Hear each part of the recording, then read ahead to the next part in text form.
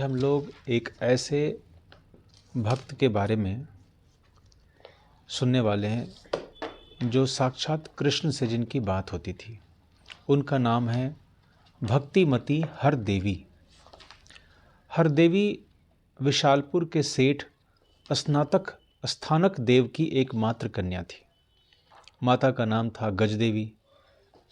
एक मात्र संतान होने से हरदेवी माता पिता को बहुत प्यारी थी।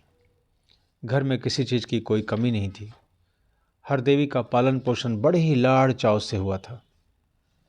हरदेवी की माता बड़ी ही विदुषी थी और उसका हृदय भक्ति से भरा हुआ था।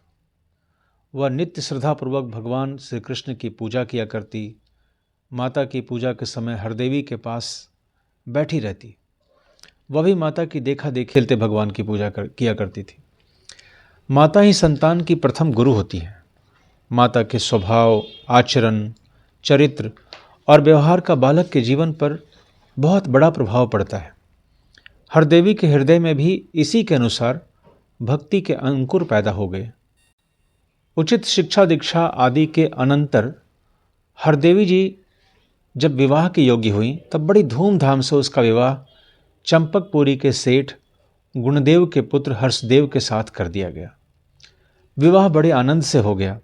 विदाई का दिन था। अचानक हरदेवी की माता गजदेवी को बुखार चढ़ाया। घर में बहुत भीड़ थी, दवा की चेष्टा हो ही नहीं सकी। गजदेवी का बुखार बहुत तेजी से बढ़ने लगा। वह अपने भगवान के पूजा भवन में जाकर उनके सामने पड़ गई। उसकी आंखों में आंसू थे और बड़ी ही गदगद वाणी से उन्होंने कहना आरंभ किया कि हे भगवान, मालूम होता है तुम अब मुझे अपने श्री चरणों में बुलाना चाहते हो। मुझे इस बात का स्मरण होते ही बड़ा हर्ष हो रहा है। उसी हर्ष के मारे नेत्रों से आंसुओं की धारा बह रही है। हे मेरे अनंत प्राण प्रियतम, तुम अंतर्यामी हो। जानते हो मेरे मन में बरसों से कोई भी कामना नहीं उठी। मैं यही चाहती हूँ, कोई कामना मेरे मन में कभी उठे ही नहीं। मेरा मन सदा यही कहता है कि तुम्हारी इच्छा का अनुसरण करने में ही परम कल्याण है। इससे मैं सदा यही प्रयत्न करती हूँ कि मेरे मन में कोई इच्छा न रहे। सारी इच्छाएं तुम्हारी इच्छा में विलीन हो जाएं। तुम्हारी इच्छा ही सफल हो और तुमने सदा मेरी इस भावना को बल दिया है तथा अपनी ओर खींचा है। आज तुम सदा के लिए अपनी सेवा में बुलाने की व्यवस्था कर रहे हो। इससे बढ़कर मेरे लिए प्रसन्नता की बात और क्या हो सकती है। परंतु हे मेरे नाथ, पता नहीं क्यों, शायद इसमें भी तुम्हारी ही प्रेरणा हो। मेरे मन में एक कामना जागृत हो रही है, वह यह कि इस बालिका हरदेवी की आत्मा को भी तुम अपने पावन चरणों में स्वीकार कर लो। यह तुम्हारी ही हो जाए। यद्यपि इसका विवाह हो गया है, आज यह अपने पति के घर जा रही है, परंतु इसके परम लक्ष्य तो तुम ही हो ना। बस मैं तुमसे केवल इतना ही वरदान चाहती हूँ कि तुम इस पर अपनी कृपा दृष्टि सदा बनाए रखो और अंत में इसे भी सेवाधिकार प्राप्त हो। मेरे पति तो मेरी जीवन यात्रा के साथी ही रहे हैं, उनके लिए मैं क्या मांगूं। गज देवी की सच्ची और पवित्र प्रार्थना स्वीकृत हो गई। भगवान ने प्रकट होकर कहा कि हे देवी, तुम मेरी भक्त हो, मेरे ही परम धाम में जा रही हो और सदा वहीं रहोगी। हरदेवी तुम्हारी पुत्री है। इस संबंध से वो मेरी भक्ति को प्राप्त तो है ही, परंतु अब तो तुमने उसके लिए वर मांग लिया है। तुम्हारी यह चाह बड़ी उत्तम है। तुम निश्चिंत हो जाओ। तुम्हारी चाह के अनुसार हरदेवी मेरी परम भक्त होगी और यथा अवसर मेरे परम धाम में आकर तुमसे मिलेगी। तुम्हारे संग के प्रभाव से तुम्हारे पति भी मेरे परम धाम में ही आएंगे। उनके लिए कुछ भी मांगने की आवश्यकता नहीं है। इसके बाद गज देवी ने देखा कि ज्योतिर्मय प्रकाश के अंदर भगवान अंतर ध्यान हो गए। बड़े जोर का जोर था। वह विवाह के सब कार्यों से अलग होकर भगवान के पूजा मंदिर में पड़ी थी। सेठ को पता लगा, तब वे वहां आए। गज देवी ने कहा, स्वामिन, आज यह दासी आपसे अलग हो रही है। विदा दीजिए। मेरे अब तक के अपराधों को क्षमा कीजिए और आशीर्वाद दीजिए कि इसकी आत्मा भगवान श्री कृष्ण की चरण रज पाकर धन्य हो जाए। स्थानक देव पत्नी की ये बातें सुनकर स्तंभित रह गए। वे बोले, प्रिय, अशुभ क्यों बोल रही हो? ऐसा कौन सा रोग है, ज्वर है, उतर जाएगा। अभी वैद्यराज को बुलाता हूँ। गजदेवी ने हाथ जोड़कर प्रार्थना किया कि स्वामिन, अब वैद्यराज की इस शरीर को नहीं उबार पाएंगे। मुझे मेरे भगवान ने बुला लिया है, अब तो मैं आपकी चरण रज ही चाहती हूँ। मुझे आज्ञा दीजिए, इसमें अशुभ क्या है? जीवन और मरण दोनों ही भगवान के विधान हैं। जो जन्मा है उसे मरना ही पड़ेगा। यदि जन्म शुभ है तो मृत्यु अशुभ क्यों? मृत्यु न हो तो नवीन सुंदर जन्म की प्राप्ति कैसे हो सकती है? पुरातन का संहार सुंदर नवीन सृष्टि के लिए ही तो होता है। फिर मैं तो परम भाग्यवती हूँ जो आपकी चरण धूलि को सिर चढ़ाकर आपके सामने ही जा रही हूँ, और जा रही हूँ आपके अपने अखिल ब्रह्मांडों के परमपति भगवान श्री कृष्ण की बुलाहट से, उनके नित्य सेवाधिकारिणी बनकर। मेरा जन्म जीवन आज सफल हो गया। आज इस जीव की अनादिकाल साध पूरी हो रही है। मेरी यह प्रार्थना है कि आप भी अपना जीवन भगवान श्री कृष्ण के अनन्य भजन में लगा दीजिए। मुझे पता लग गया है कि आप पर भगवान श्री कृष्ण की बड़ी ही कृपा है। जिसको तुम जैसी कृष्ण भक्त पत्नी प्राप्त हुई हो, उस पर श्री कृष्ण की कृपा क्यों न होगी? तुम धन्य हो जो तुम्हारा जीवन भगवान श्री कृष्ण के चरणों में अर्पित हो गया, और मैं भी धन्य हूँ जो तुम्हारे संग से मेरे हृदय में पवित्र भावों का प्रादुर्भाव हुआ और भगवान श्री कृष्ण की भक्ति मिली। स्थानक देव ने यह बात गदगद होकर कहा, अब आप पधारिए, हर देवी को विदा कीजिए। जाने के पहले एक बार वह मुझसे मिल ले, आप निश्चय रखिए, मैं उसके विदा होने के बाद ही शरीर त्याग करूंगी। आप निश्चिंत होकर विवाह का काम कीजिए। मैं अपने भगवान के श्री चरणों में सुख से पड़ी हुई हूँ। स्थानक देव का हृदय बदल चुका था। अब उनके मन में शोक विषाद कुछ भी नहीं रहा। भक्ति के उच्छ्वास से उनका हृदय आनंद से भर रहा है। वे पत्नी की मृत्यु में भगवान का शुभ विधान देखकर बहुत प्रसन्न हो रहे हैं। उन्हें यह जानकर बड़ी प्रसन्नता है कि यह मरकर इससे कहीं अच्छी स्थिति को नहीं, परम और अनंत महासुख की दुर्लभ स्थिति को प्राप्त करने जा रही है। इसका यह मरण इसके लिए बड़ा ही मंगलमय है। इस अवस्था में ऐसा कौन सा आत्मीय होगा जो अपने आत्मीय की ऐसी कल्याणकारिणी मृत्यु से प्रसन्न न हो? अतएव वे हर्षित चित्त से वहाँ से उठकर चले आए और पुत्री हरदेवी की विदाई के काम में लग गए। हरदेवी से कह दिया कि तेरी माँ पूजा मंदिर में तुझे बुला रही है। पिता की बात सुनकर हरदेवी तुरंत माता के पास गई। माता को ज्वर क्रांत देखकर उसे बड़ी चिंता हुई। वह माँ के पास बैठ गई। उसने देखा माँ मुस्कुरा रही है, उसका चेहरा खिल रहा है और एक प्रकाश का मंडल उसके चारों ओर छाया हुआ है। इतने में माता ने बड़े दुलार से हरदेवी का हाथ अपने हाथ में लेकर कहा कि बेटी, तू जानती है यह संसार असार है, श्री कृष्ण का भजन ही इसमें एकमात्र सार है। मैं आज इस असार संसार को छोड़कर श्री कृष्ण की सेवा करने उनके परम धाम में जा रही हूँ। श्री कृष्ण ने स्वयं मुझे को बुलाया है। तू यह न समझना मैं तुझे असहाय छोड़ जाती हूँ। तू जानती है मनुष्य में जो कुछ भी बुद्धि, विद्या, शक्ति, सामर्थ्य, तेज, प्रभाव आदि है, सब श्री कृष्ण का ही दिया हुआ है। उन्हीं श्री कृष्ण के हाथों में मैं तुझे सौंप कर जा रही हूँ। वे ही विश्वंभर स्वयं तेरे संभाल करेंगे। उनसे बढ़कर संभाल करने वाला और कौन होगा? मुझे अनुमति दे, मैं जाऊं बेटी। तुझे श्री कृष्ण की पूजा में बड़ा आनंद आता है।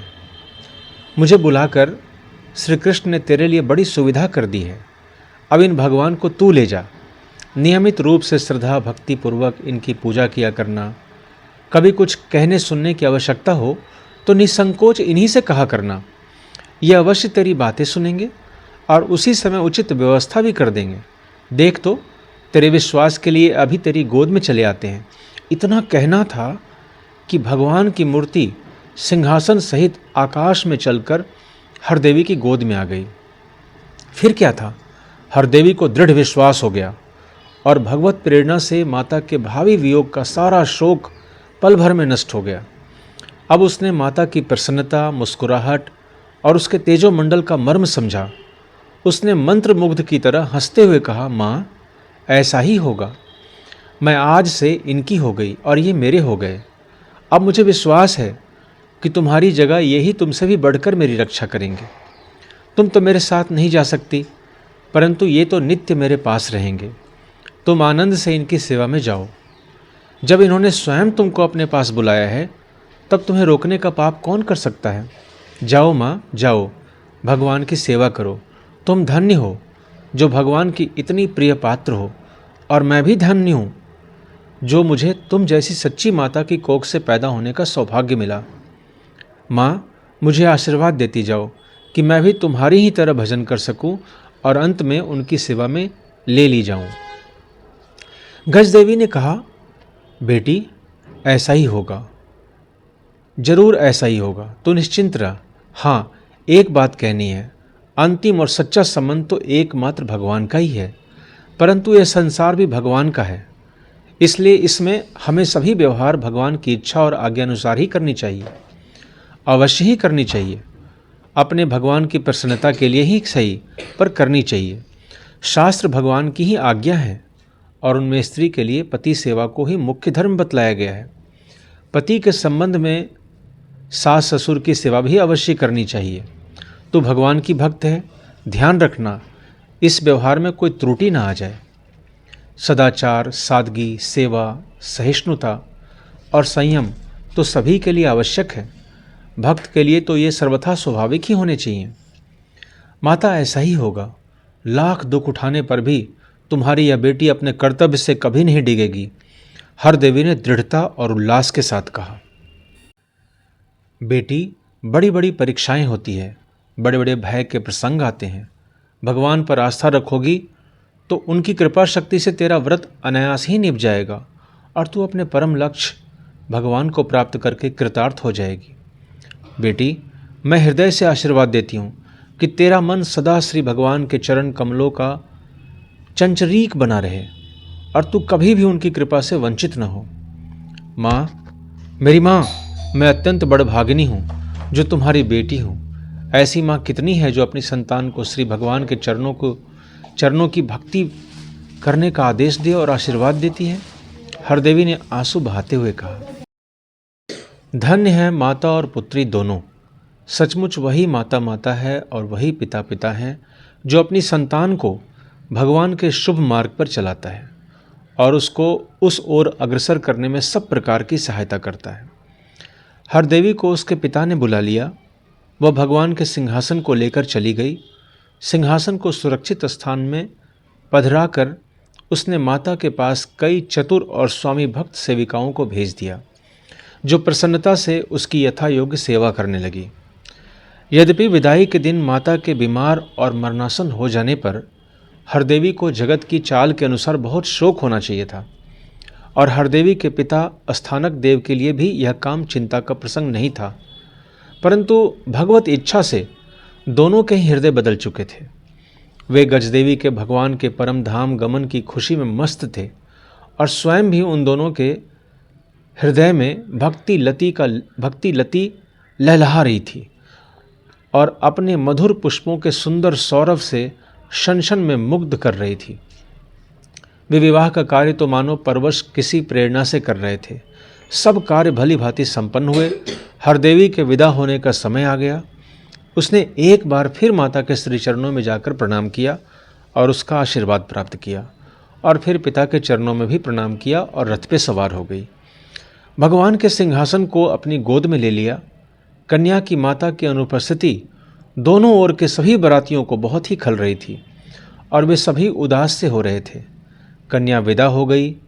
स्थानक देव तुरंत गजदेवी के पास चले आए।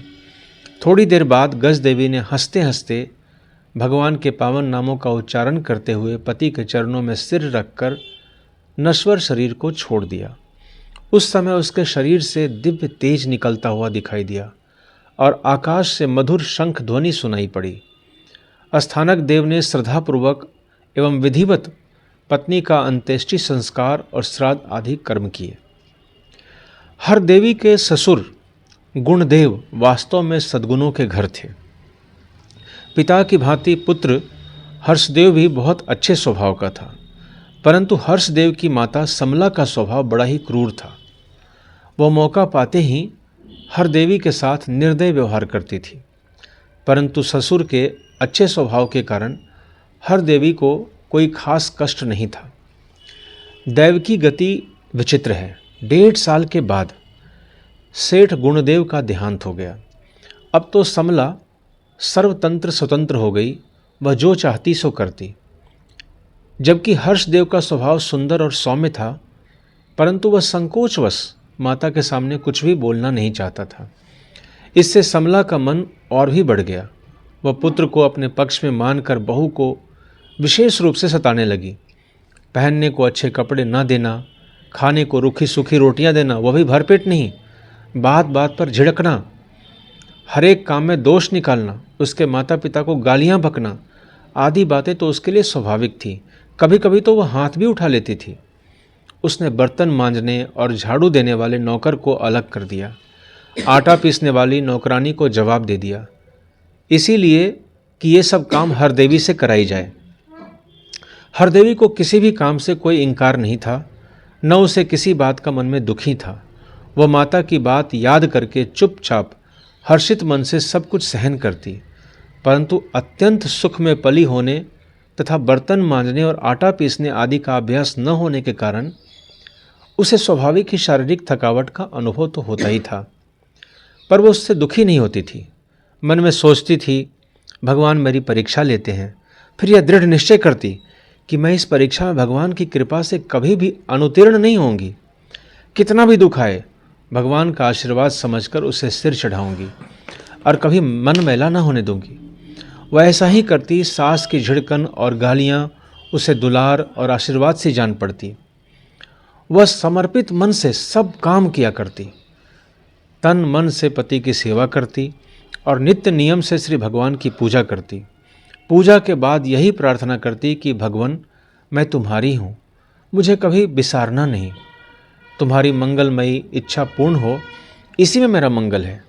वह कभी भगवान के सामने सास के अत्याचारों के लिए रोती नहीं, न कभी पति से ही सास की शिकायत करती। हर्षदेव को निर्दोष और परम शीलवती पत्नी के प्रति अपनी माता का इस प्रकार का क्रूर बर्ताव देखकर बड़ा दुख होता था। उसने एक दिन एकांत में हरदेवी से कहा कि सुनो, तुम मानवी नहीं हो, तुम तो स्वर्ग की देवी हो। तुम पर जानबूझकर इतना अत्याचार होता है, परंतु तुम कभी चूं तक नहीं करती। मैंने तुम्हारे चेहरे पर भी कभी उदासी नहीं देखी, मानो कुछ होता ही नहीं। तुमने तो कभी आज तक मुझसे इस संबंध में एक शब्द भी नहीं कहा, पर मेरा हृदय जला जा रहा है। अब यह जुल्म मुझसे देखा नहीं जाता। मैं आज तक कुछ नहीं बोला, परंतु अब तो हद हो गई है। तुम्हारी राय हो तो हम लोग यहाँ से कहीं और चले जाएं या माता को ही अलग कर दें। आप जरा भी दुख न करें। हरदेवी कहती कि आप जरा भी दुख न करें, मैं सच कहती हूँ, मुझे तनिक भी कष्ट नहीं है।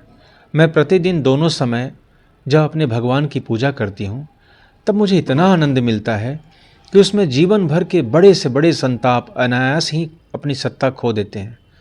फिर आपकी सेवा का जो आनंद है, वह तो मेरे प्राणों का आधार है ही। मैं बहुत सुखी हूँ आपके चरणों में रखकर। मुझे किसी प्रकार का संताप नहीं है। माताजी अपने स्वभाववश जो कुछ कहती करती हैं, इससे वस्तुतः उन्हीं को कष्ट होता है। सच मानिए, झिड़कन, अपमान और गाली आदि उन्हीं को मिलते और जलाते हैं जो इनको ग्रहण करते हैं। मैं इन्हें लेती ही नहीं, कभी लेती भी हूँ तो आशीर्वाद स्वरूप। फिर मेरे लिए दुखदायी क्यों होने लगा? हाँ, कभी कभी इस बात का तो मुझे दुख अवश्य होता है कि मैं माता जी के दुख में निमित्त बनती हूँ। आप कोई चिंता न करें, संसार में सब कुछ हमारे भगवान के विधान से हमारे मंगल के लिए ही होता है। मुझे इस बात का विश्वास है, इसी से मैं सदा प्रसन्न रहती हूँ। न तो माता जी को छोड़कर अलग जाने की आवश्यकता है, न उन्हें अलग करने की।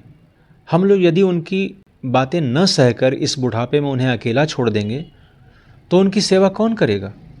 सबसे अधिक दुख की बात तो यह होगी कि हम माता जी की सेवा के सौभाग्य से वंचित हो जाएंगे।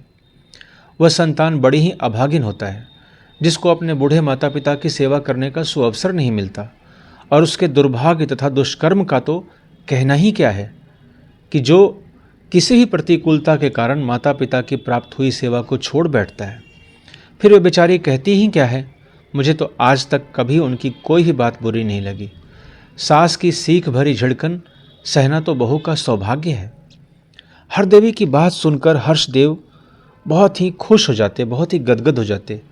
उसके चित्त में हरदेवी के प्रति बड़ी भक्ति उत्पन्न हो गई और वह अपने को धन्य मानने लगा ऐसी धर्मशिला पत्नी पाकर। उसने कहा, देवी, इसी से तो मैं कहता हूँ तुम मानवी नहीं हो। तुम्हारे इन ऊंचे भावों के सामने किसका मस्तक नहीं झुक जाएगा। तुम धन्य हो, तुम्हारे माता पिता धन्य हैं, जिनके घर तुम सरीखी देवी ने अवतार लिया। तुम्हारी एक एक बात अनमोल है, परंतु क्या करूं, जब माता जी बिना किसी कसूर के जानबूझकर तुम्हें गालियां बकती हैं और बाघिन की तरह मारने काटने दौड़ती हैं, तब मैं आज तक कुछ बोला नहीं, परंतु मुझे बड़ा दुख होता है। मन होता है कि इस अन्याय का खुलकर विरोध करूं, परंतु कुछ तो माता जी के संकोचवश से रुक जाता हूं और कुछ तुम्हारा यह दैवी स्वभाव मुझे रोक देता है। जो कुछ भी हो, कल मैं उनसे प्रार्थना अवश्य करूंगा। इतना कहकर हर्षदेव चला गया। हरदेवी कुछ कहना चाहती थी, परंतु उसे अवसर ही नहीं मिला। दूसरे दिन हरदेवी बर्तन मांज रही थी। कुछ पुराने जंग लगे हुए बर्तन उसे मांजने को सास ने दिए थे। जंग रगड़ रगड़ कर उतारने में देर लगी। इतने में सास समला लाल पीली हो गई और अनाप शनाप गालियां बकने लगी। इसी बीच में हर्षदेव वहां आ गया। उसको माता का यह बर्ताव बुरा मालूम हुआ। उसने नम्रता से माता को समझाने की चेष्टा की तो उसका गुस्सा और भी बढ़ गया। अब वह हर्षदेव को भी बुरा भला कहने लगी। हर्षदेव को बहुत दुख हुआ, परंतु वह हरदेवी की शील स्वभाव के संकोच से कुछ भी बोला नहीं। जब दूसरा पक्ष कुछ भी नहीं बोलता, तब पहले पक्ष को बकबका कर स्वयं ही चुप हो जाना पड़ता है। समला जब बोलते बोलते थक गई, तब अपने आप ही चुप हो गई। हर्षदेव विषाद भरे हृदय से बाहर चला गया। हर्षदेव का विषाद देखकर हरदेवी को दुख हुआ। वह सारा काम निपटा कर अपने भगवान के पूजा मंदिर में गई। वहाँ जाकर भगवान से कातर प्रार्थना करने लगी। उसने कहा कि हे भगवान, मैंने कभी कुछ भी नहीं चाहा। आज पति देव को उदास देखकर एक चाह उत्पन्न हुई है, वह यह कि मेरी सास का स्वभाव सात्विक बना दिया जाए। वे समय समय पर झल्लाकर हम लोगों के साथ ही आपको भी बुरा भला कह बैठती हैं। इस अपराध के लिए उन्हें क्षमा किया जाए। इसी के साथ हे नाथ, मेरी चिरकाल की आकांक्षा है कि मैं आपके दिव्य स्वरूप के साक्षात दर्शन करूं। मेरे मन में यह चाह तो थी ही, इस समय प्रार्थना करते करते पता नहीं क्यों मेरी यह चाह अत्यंत प्रबल हो गई है। हे प्रभु, आप अंतर्यामी हैं, घट घट की जानते हैं। यदि मेरी सच्ची चाह है, यदि वास्तव में आप मेरी इस प्रकार की तीव्र व्याकुलता को समझते हैं कि आपको प्रत्यक्ष देखे बिना मेरा जीवन असंभव है, तो कृपा करके मुझे दर्शन दीजिए। आप सर्व समर्थ हैं। मैं अत्यंत दीनहीन और मलिनमती हूँ। मुझे कुछ भी ज्ञान नहीं। आपकी भक्ति का तत्व भी मैंने नहीं जाना है। इतना ही नहीं, मैं केवल इतना ही जानती हूँ कि आप मेरे सर्वस्व हैं और मैं आपकी हूँ। आपके सिवा मेरे और कोई भी सहारा नहीं है। संसार के सब कार्य आपकी प्रसन्नता के लिए, आपके लिए ही करने हैं। पति के द्वारा मैं आपकी ही उपासना करती हूँ। मुझे उसके बदले में आपकी प्रसन्नता के अतिरिक्त और कुछ भी नहीं चाहिए। यदि यह सत्य हो तो आप कृपा करके दर्शन दीजिए। इस तरह कहकर हरदेवी कातर भाव से रोने लगी। उसकी घिघी बंध गई, गला रुक गया, बोली बंद हो गई। भगवान अब नहीं रह सके। वह वहीं अपने विग्रह के सामने ही प्रकट हो गए। बड़ी मनोहर मंजुल शोभा धारण किए हुए, नील श्याम वर्ण है, गले में रत्नों की माला है, कर कमलों में मुरली है, होठों पर मधुर मुस्कान है, नेत्रों से कृपा और प्रेम की सुधा धारा बह रही है। सौंदर्य और माधुरी की अप्रतिम छवि है। हरदेवी भगवान को सामने देखकर आनंद सागर में डूब गई। वह कुछ भी बोल नहीं सकी। तब श्री भगवान ने कहा कि बेटी, मैं तुझ पर बहुत प्रसन्न हूँ। तूने अपने आचरणों से और अकृत्रिम भक्ति से मुझे वश में कर लिया है। तेरी सास का स्वभाव सुधरना तो तभी निश्चय हो गया था जब तू वधू बनकर उसके घर आई थी। अब तो तेरी कृपा से वह असाधारण भक्त बन गई है। तूने अपने पति और सास दोनों का उद्धार कर दिया। तेरा ससुर तो पहले ही तेरे प्रताप से सद्गति को प्राप्त हो चुका था। अब मेरी कृपा से तुम तीनों मेरी भक्ति करते हुए सुंदर सदाचार पूर्ण जीवन बिताओगे और अंत में मेरे परम धाम में आकर मेरी सेवा का अधिकार प्राप्त करोगे। इतना कहकर भगवान सहसा अंतर ध्यान हो गए। हरदेवी स्तब्ध थी, उसका मन मुग्ध हो रहा था। इतने में उसने देखा सास समला पास खड़ी है और रो रो कर भगवान से क्षमा प्रार्थना कर रही है। हरदेवी उठी, सास अपने दोषों का वर्णन करते हुए उससे क्षमा मांगने लगी। हरदेवी ने सकुचाकर सास के चरण पकड़ लिए। समला ने उसे उठाकर हृदय से लगा लिया। दोनों के नेत्रों से प्रेम के आंसू बहने लगे। हर्षदेव घर लौटा तो माता की ऐसी बदली हुई हालत देखकर आनंद मग्न हो गया। तीनों की जीवन धारा एक ही परम लक्ष्य की ओर जाने से बहने लगी। एक लक्ष्य, एक साधन, एक मार्ग। मानो एक ही जगह जाने वाले तीनों सहयोगी यात्री बड़े प्रेम से एक दूसरे की सहायता करते हुए आगे बढ़ रहे हों। अड़ोस पड़ोस पर भी तीनों के प्रेम का बड़ा प्रभाव पड़ा। इतना ही नहीं, उनके आचरण से सारे नगर के नर नारी सदाचारी और भगवत भक्त बनने लगे। इस तरह की भगवत भक्ति की कहानी अपने घर में सुनना चाहिए। ख़ास तौर पर जो छोटे बच्चे हैं उनको तो ज़रूर से ज़रूर ही सुनाना चाहिए। आपको ये कहानी कैसी लगी है कमेंट बॉक्स में ज़रूर लिखें और बताएं।